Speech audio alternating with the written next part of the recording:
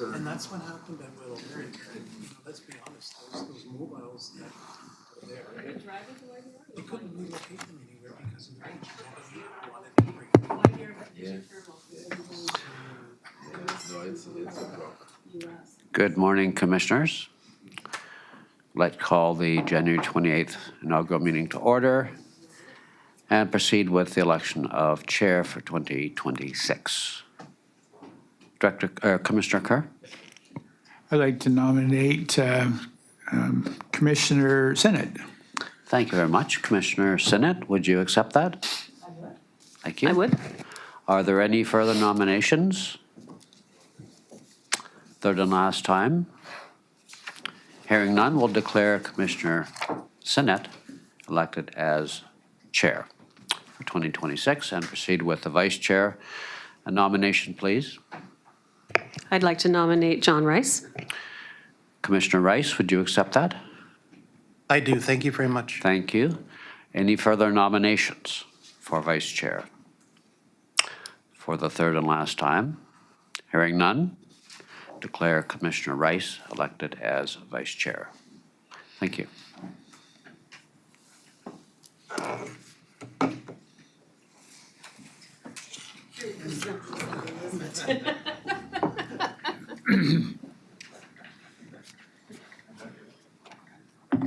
You liked your chances. Just so you know, I don't have the in-camera agenda on my iPad, but I have it printed, but now Kermit's taking it from me. We'll get your copy. But then I can get the. Well, thank you for coming to the meeting. The chair now acknowledges that we're located in the traditional territory of the Liquiteau people, and I'll take a motion for adoption of the public agenda for the January 28th, 2026 inaugural meeting of the Strathcona Gardens Commission. So moved. Thank you, Commissioner Rice. Second. Thank you, Commissioner Grenland. All in favor? Any opposed? That's carried. We have no petitions. We have no delegations. Adoption of minutes. A motion for the adoption of the minutes. So for the meeting held on December 10th, 2025. So moved. Thank you, Commissioner Grenland. Second. Thank you, Commissioner Kerr. All in favor? Any opposed? That's carried. No business arising, no chair reports, staff reports. I think that's the fun part. Let's go. I guess we need to take a motion that the report from the CEO be received. So moved. Thank you. Second. And I believe Madam Chair Wolf has a presentation for us. Good morning, Commissioners. Today's presentation provides for a construction update on the Wellness and Aquatic Project, as well builds up on the information that you received in the staff report last week.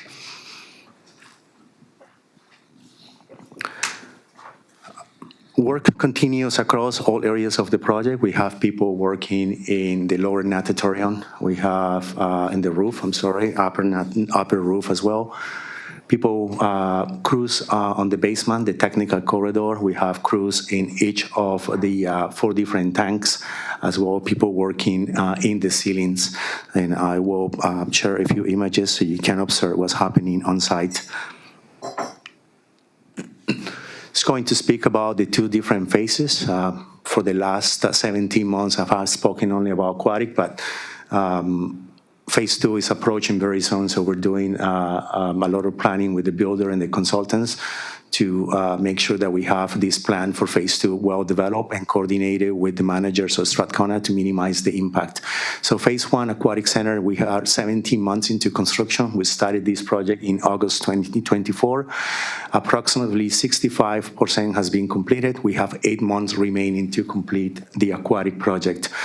The goal is that by September 2026, we have the occupancy permits by the City of Campbell River, as well the permits to operate the pools from Vancouver Island Health Authority.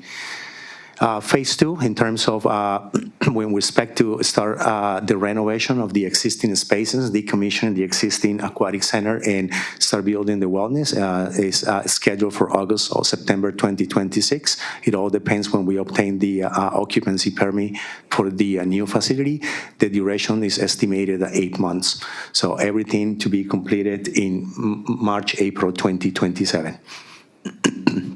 So time is flying, and yeah, we're working really hard to meet those timelines.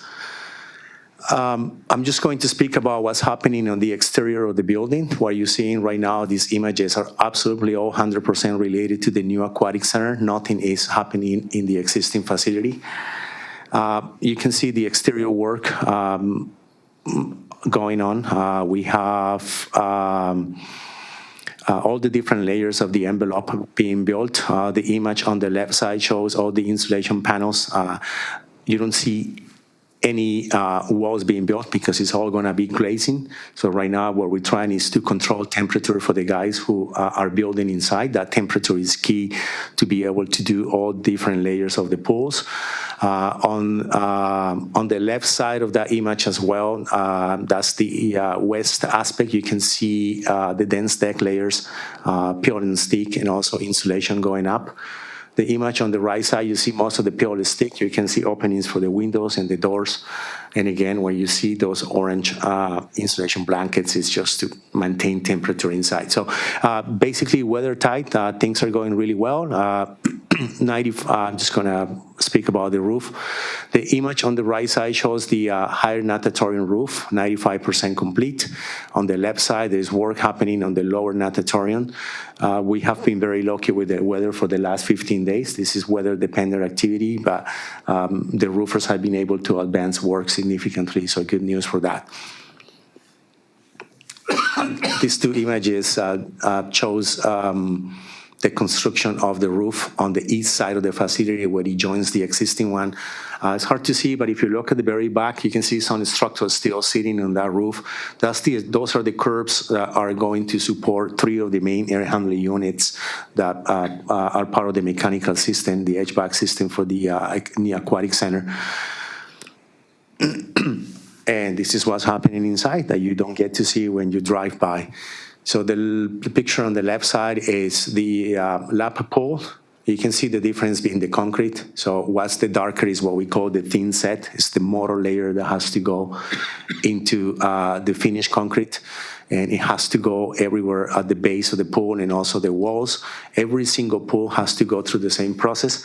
After they put that thin set, there is a membrane that has to go in.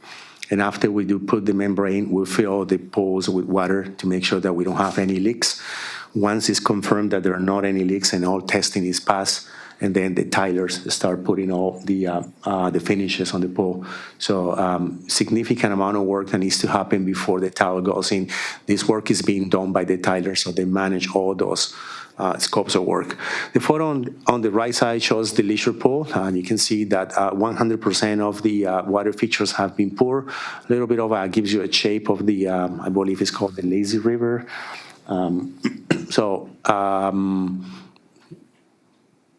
Next steps for that leisure pool will be thin set, membranes, and test.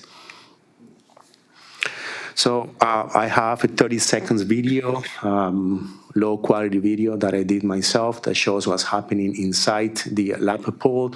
I would like you to please observe the engineered scaffold that has been set up that is providing access to the crews that are working on the roof, and I would speak more about that work in the upcoming slides.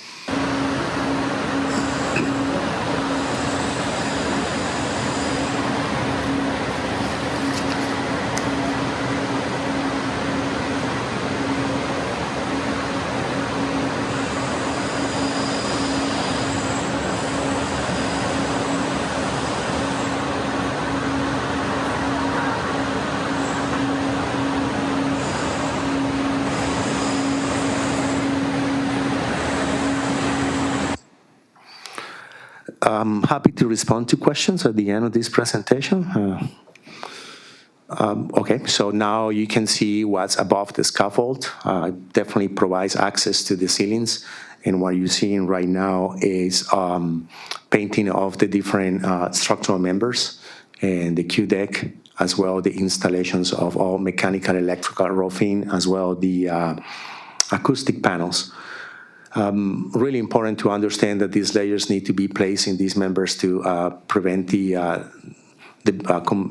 building components to be corroded, as it is a wet and the chemicals that the pools use. You can see on the left side the trusses, and if you see some pieces that are connecting the trusses. That's kind of a mock-up that has been done last week. That needs to be reviewed by the engineers and the architect to confirm that it's acceptable to attach the different panels. What is being done here is that none of these members are being penetrated or drilled. Like everything has been attached in a way that it's to prevent corrosion into the future. So pretty amazing to see how that works. The photo on the right side is access to the lower natatorium, and you can see now the ductwork for the HVAC system going in. The image on the left is the wellness pool. They're still working on finishing on that concrete, and again, photos with thin set. The right pool, the guy in the working on that is right now finishing up all the jets. So yeah, going really well. So the sequence is lab pool, they move to the wellness, continue to the hot, and the last pool to be tiled will be the leisure pool. These images show some of the work that is happening in the change rooms, concrete masonry walls being built, the guys reaching out to the top to do all the roughings, everything related to plumbing and electrical work is happening. You can see on the right side also some of the places are being closed with steel stud and then deck, and then soon it will be all like finished and painted. So it's progressing really well. You can see the amount of work on the right side too, all the piping that goes into those ceiling spaces like HVAC and sprinkler, mechanical, electrical. There is a lot happening there, and this is just on the deck space. A little bit more of the plumbing systems that they're installing, and the image on the right side shows how they're connecting now the deck space or the main level to the technical corridor. So they're enclosing that with the construction of those exterior walls and finishing up all the stairs. What's happening in the basement, so the photo on the right side, you can see the electrical room and all those components being installed. They're making great progress. As well, equipment coming into the mechanical room, the heat recovery, and the mechanical spaces on the right side. So more on what's happening on those technical corridors. You can see, again, on the left side, those are the filters for, there are like, I believe, 7 filters. Those are only showing 2 that belong to one of the pools. HVAC system, sprinkler, piping, supply and return for the pools. So, yeah, it's just basically piping, and equipment everywhere there. Upcoming work, the exterior wall assembly continues in preparation for cladding. I anticipate cladding and glazing to start in March 2026. So that's just around the corner. The 100 units will be erected in upcoming month, in February. The lower and the upper roofs will be completed in March. It's weather dependent. Thin set membranes and testing for all different pools starts in February. Lap pool tiling starts as well in February. Mechanical and electrical and acoustic and sound components in the high and low natatorium starts next month. Mechanical and electrical roofing and concrete masonry units, wall painting in the change rooms continues, as well all the piping for all the different systems in the technical corridor basement continues.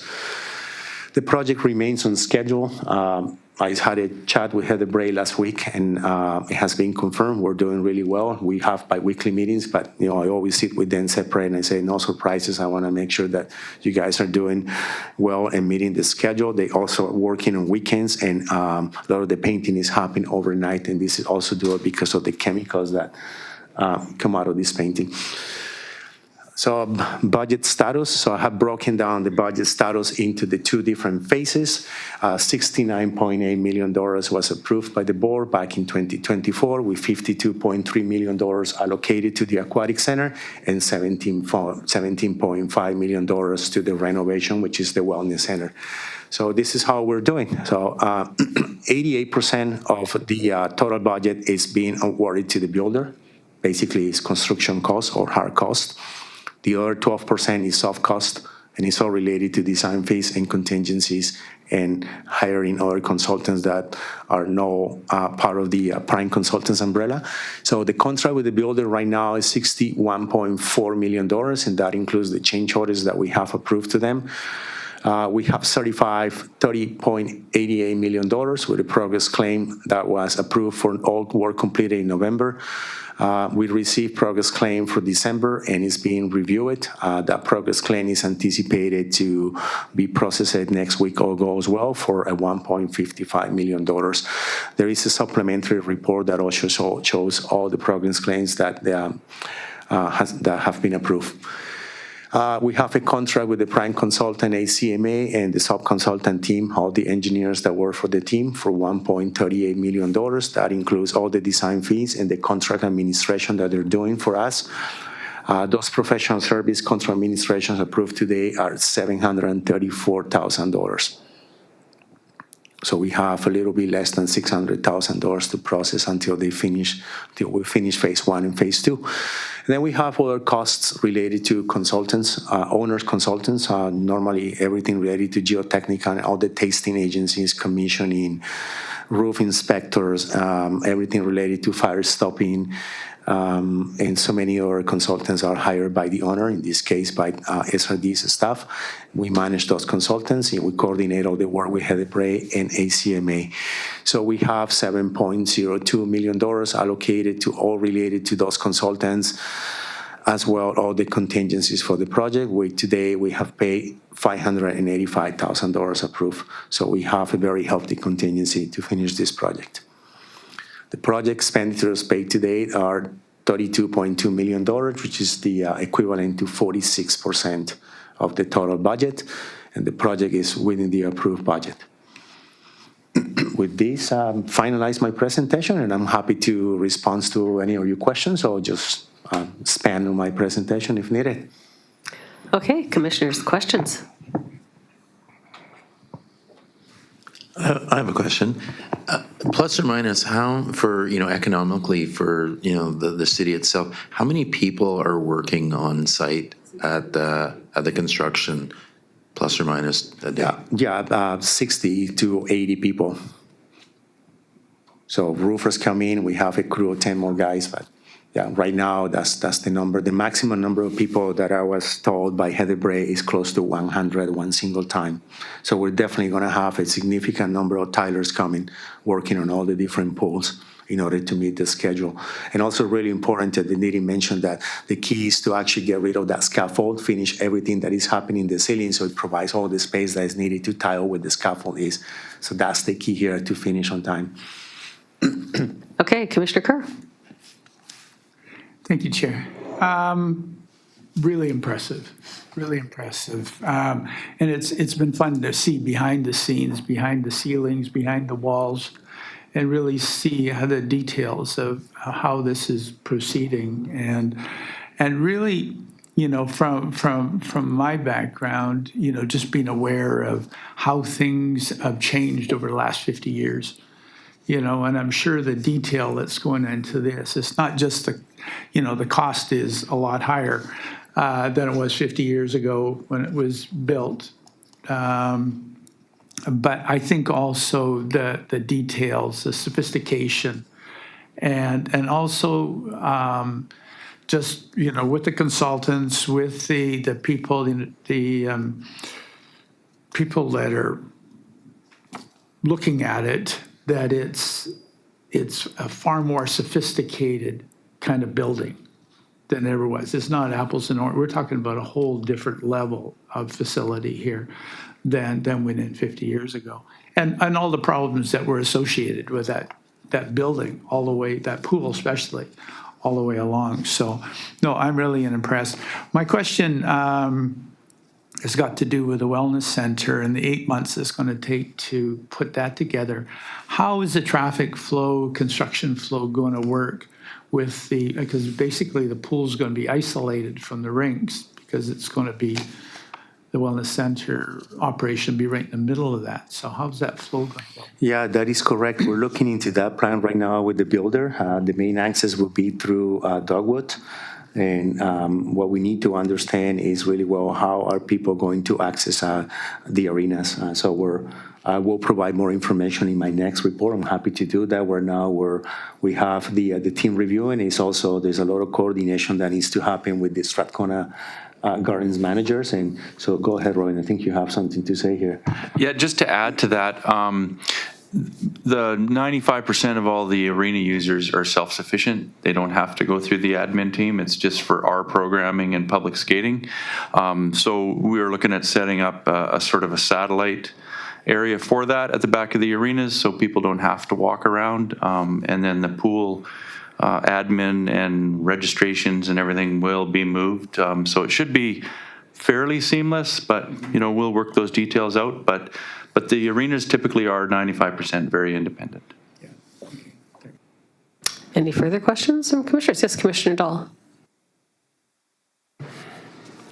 Well, thanks for the report and update. It's been great, super exciting, I would say. I'm wondering if there's been any consideration to getting a consultant like Tremaine Media to come in and do a video that could be used and put out to social media to engage the community and show them, what's been going on, where all the money's been going. This is probably one of the biggest advancements for kids recreation that the city's seen in 50 plus years. So I think it's 8 months from opening, and maybe it would be nice if we could show the community what's been going on. Yeah, that's correct. That's very easy to do. Before we started the project, we have a consultant that is called Multivista. They're providing services to the project where they capture images of every single component that goes into the building. That's going to help the operations and maintenance in the future if they have to go back and look at open something where it's like, okay, what kind of services were installed? So it's kind of like as-built. They provided also a quote for videos. We didn't take it just because I found it was very expensive, but it would be very inexpensive to hire someone like them to come and do a video that it shows what's happening in the exterior. The issue with the interior is just because the scaffold is in the way, you can only show area by area, but I'm pretty sure they can actually do videos in different, and probably put it all together. And so, yeah, very, very happy to hire someone to do that kind of work. And we will continue posting on the project website, our website, and the social media photos of the project. We'll continue providing these updates monthly. Go ahead, Commissioner Tall. I just, with the use of drones, I think they could cover a huge amount of the inside of the building without having any issues with the scaffolding inside. I've done a lot of work with Tremaine. There's other companies, Bulletin and others, but the technology is there to do it, and I think it's a great opportunity for us to show the community what's been going on. Yes, go ahead. Well, I think that was a polite way of the mayor saying you're doing a great job with engineering, but you've been fired as the videographer. That sounds great. I will make sure that we get someone to build the video that shows what's happening inside. So perhaps maybe at the next meeting, we could have a further discussion on social media and promotion of the good works, maybe just for the Strathcona Gardens, or perhaps even on a wider basis. When I went to Truck Loggers, what's the fellow for the BC, what's his name? The BC Bob, who does the social media, and he used a couple examples of industries that have very good social media. I think it's integrated operations. It's engaging, it's 30 seconds, it gets 9 million views, because you can play around with some of the stereotypes of what you've got. But I immediately thought, it's all red inside, it's ready for Valentine's. What could you do that's fun and engaging? Because it looks very red in there right now with those orange curtains. So I'm just encouraging that maybe we'll have a further discussion on a level of engagement that's not just dry and factual, but perhaps fun, and use the creativity of staff to maybe come up with some fun ideas.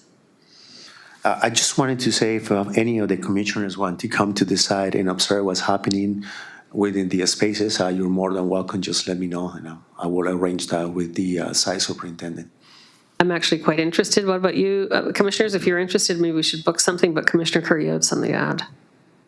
Yeah, if we're doing that kind of degree of filming for the pool, that we may also just look at the site beside the hospital too and give some update. I don't know I haven't seen what level it's at right now, but maybe just keep that in mind to really get some publicity for that project too at the same time.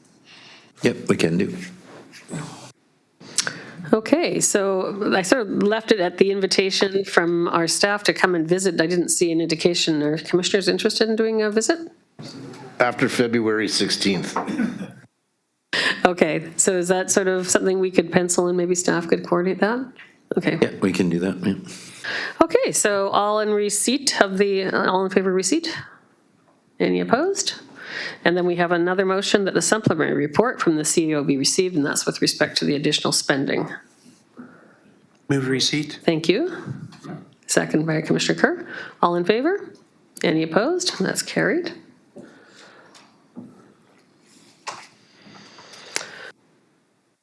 I think now we're down to Q, and that the report from the CEO be received. Move receipt. Thank you. Second. Thank you. All in favor? Any opposed? That's carried. And a motion that the meeting be closed to the public to consider matters deemed to fall within the parameters of subsection 91E, K, N, and O of the Community Charter. So moved. Thank you, Commissioner Rowland. Second. Thank you, Commissioner Rice. All in favor? Any opposed? That's carried.